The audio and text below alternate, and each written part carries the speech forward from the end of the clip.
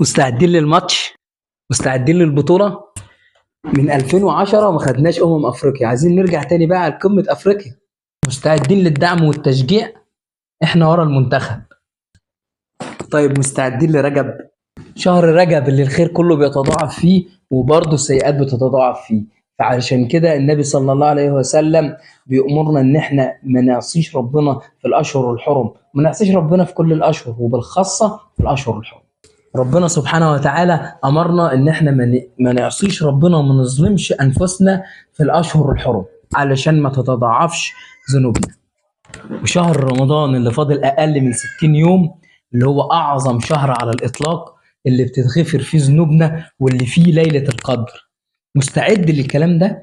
مستعد للشهر ده؟ مستعد لأعظم شهر على الإطلاق؟ مستعد للقيام الليل والأذكار والصلاة وصلاة النوافل وصلة الرحم وبر الوالدين؟ مستعد للصدقة؟ مستعد لكل الأمور دي؟ استعديت وابتديت اتحركت؟ خليت عندك بداية؟ خليت النهاردة بداية؟ خليت امبارح بداية؟ خليت النية ان انت النهاردة يكون اول يوم؟ فين الدعم؟ فين التشجيع؟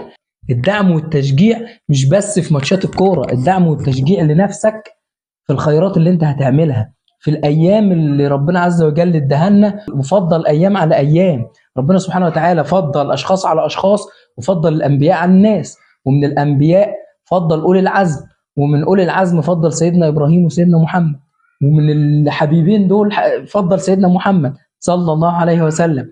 زي كده ربنا سبحانه وتعالى فضل ايام على ايام، فضل الاشهر الحرم على باقي الاشهر، وفضل شهر رمضان على باقي اشهر السنه، وليله القدر على كل الليالي.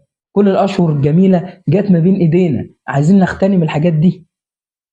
كل سنه وانتم طيبين.